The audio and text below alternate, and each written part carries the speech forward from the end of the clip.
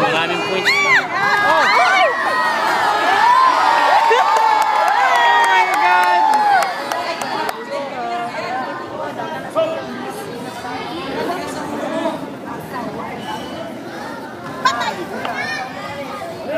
Hindi na kung dapat magpakahoy natin ang gym ng Polytechnic.